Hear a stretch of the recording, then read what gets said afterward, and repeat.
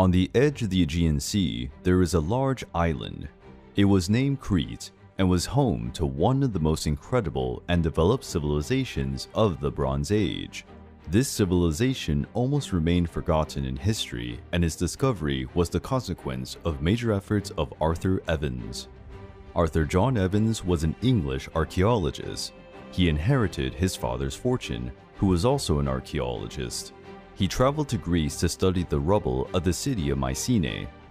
In his studies, he found evidence of an unknown civilization at the time, which led him to different places in Greece in search of answers.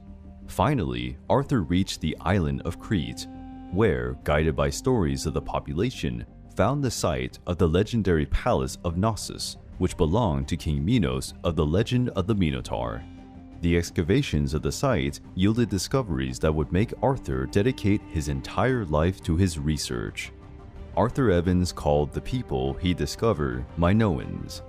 It was named after King Minos, who, according to Greek myth, was the son of Zeus. The Minoans likely arrived in Crete from Anatolia, where Turkey is today. That migration also occurred in the Middle Paleolithic period, in 128,000 BC. However, the Minoan culture only started to develop after having mastered agriculture, which occurred around 5000 BC. As the Bronze Age advanced, the Minoans began to develop a culture based on sea trading, using their incredibly advanced ships for the first time. The Minoan vessels were elegant and robust. They could carry food and goods. Thanks to their ability to sail for days at sea, the Minoans began to trade with people from Anatolia, Phoenicia, Greece, Egypt, and Africa. Its culture soon began to flourish in many ways. Since the island of Crete offered natural protection, it did not endure invasions from other peoples for centuries. Around 2000 BC, the biggest source of income for the Minoans was agriculture. They produced olive oil, wines, and ceramic items with beautiful paintings. Minoan art highlighted all the sophistication of those people. Their paintings had a unique style and exhibited a deeply advanced artistic level. The beauty of women was exalted in several depictions, with large, dark, and wavy hair, colorful dresses, and lip and eye makeup. Men were usually depicted with dark skin, athletic bodies, and defiant posture. The Minoans also produced gold and silver jewelry, even pieces made of crystal. Although they did not have a war-oriented society, the Minoans used warriors to protect palaces and ships, to fight pirates and possible invaders. The Minoans were deeply attached to physical and athletic development. They had sports competitions like swimming, boxing, and racing. The most impressive sport was perhaps dancing around and jumping over an angry bull. This practice is called taurokathapsia and consisted of grabbing the horns of the bull during its attack. When the bull shook its head up in an attempt to free himself, the athlete took advantage of the impulse to make acrobatic jumps over the animal. To the Minoans, the bulls were sacred creatures, constantly exalted in sculptures and paintings. The religion of the Minoans appeared to be matriarchal, with the figure of a goddess holding two serpents as the supreme divinity. During the excavations of Arthur Evans, clay slabs were discovered with unknown writing, a large part of which cannot be translated to this day. To Arthur's surprise, and all those involved in the excavations, the palace of Knossos was much bigger than expected. Knossos Palace has over 700,000 square meters, 3 times larger than Buckingham Palace in England. The excavations discovered the possible throne of King Minos, the oldest in all of Europe. The oldest paved road in Europe was also discovered. It was located at the entrance of the city, divided into streets surrounding the houses and temples. Some parts of the city had a water drainage system, which worked as a sewer. And something surprising was found below the palace, a labyrinth. This labyrinth contained several massive jars, used to store grain and wine. Some parts seem to have been used as a dungeon for prisoners. Designs of mazes and the Minotaur were also engraved on their coins, emphasizing the odd legend about this monstrous creature. The island of Crete is in a seismic region. To this day, there are earthquakes and strong sea waves. Around 1750 BC, there was an earthquake in Crete that destroyed much of the Minoan buildings. The Minoans remained on the island and rebuilt their palaces and houses. Historians Herodotus and Thucydides claim that the Minoans became lords of the Aegean Sea, ending piracy in the region. They colonized other islands near Crete. Thucydides tells that King Minos sent his sons to rule these islands. By the middle of 1700 BC, the Minoans were already a famous and respected people. Even the kingdoms that arose in Greece, such as Mycenae and Athens, recognized the independence of the Minoans. Crete had become a must-see stop for countless boats coming from many regions. Merchant boats from Egypt were selling their products in Crete. From there, these products were taken to Greece and Anatolia. The same happened with products from other regions. In Minoan society, the imbalance between rich and poor was not clear. The people were always depicted working together.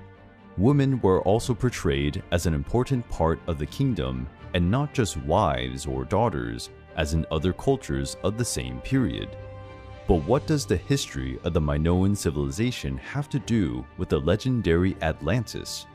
Atlantis appeared in a story written by Plato between 428 to 347 BC. Plato found inspiration in something that happened 1,000 years before his time. During Plato's period, the Minoans were already part of ancient stories. Due to this, and because it was based on exaggerated tales, Plato imagined and described an ancient kingdom more advanced and powerful than the kingdoms of his own time. But not everything was a product of Plato's imagination. The Minoans were indeed advanced and ingenious people. There were many theories of where Atlantis would be. Most likely, it was the Minoan city on the island of Santorini. The island of Santorini was one of the most important for Minoan trade. There was a huge volcano on it. When the volcano erupted, it almost completely destroyed the island and its buildings. A large part of the island sank into the sea, dragging everything with it, which greatly affected the Minoan trade with northern kingdoms. As if that were not enough, a huge cataclysm occurred shortly after. A strong earthquake, followed by a tsunami with waves of up to 20 meters, affected all of Greece, and especially the island of Crete. The devastation was much greater than that caused by an atomic bomb. The houses and palaces were yet again destroyed. With such seismic activity, the volcano of the island of Santorini erupted again. Despite the distance, its ashes invaded the island of Crete, blocking the sunlight and generating a toxic mist that killed crops and animals, and famine brought revolts and violence throughout Crete. It reached a point of despair, and there were reports that the Minoans resorted to cannibalism. Unfortunately for the Minoans, not even they could fight against the forces of nature. One of the most advanced societies of their time fell into savagery. A disaster of such proportions served as inspiration for Plato to create his story about Atlantis. There probably never was the city of Atlantis, which is a myth. The Minoan people were brave and still attempted to rebuild their cities, but the economy was already feeble and the Minoan kingdom was losing its wealth while other kingdoms were growing. The Greek kingdom of Mycenae kept conquering almost all of Greece, already moving towards the Aegean Islands. It is unclear whether Mycenae took Crete by force or offered help in exchange for giving up the territory. The fact is that Minoans and Mycenaean merged their cultures. 2 centuries later, started to recover the island of Crete.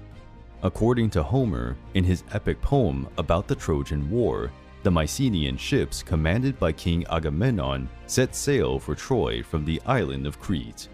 In 1200 BC, the Mycenaean Empire went into decline, largely due to pirate attacks that destroyed everything in their path. Even the mighty Egypt suffered great losses against the Aegean Sea pirates. The last inhabitants of Crete abandoned their cities and took refuge for over a century in the mountains of the island.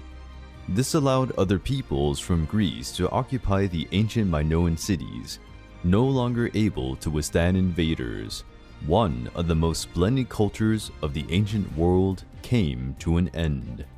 The Minoans are considered to be the first European civilization. Their influence was enormous for the Greek people who appeared afterward. Due to them as well, the trading and relationships of many civilizations became possible in the Bronze Age. Great civilizations do not disappear overnight, as in the legend of Atlantis, but their stories can be as incredible and rich as those imagined by the best writers.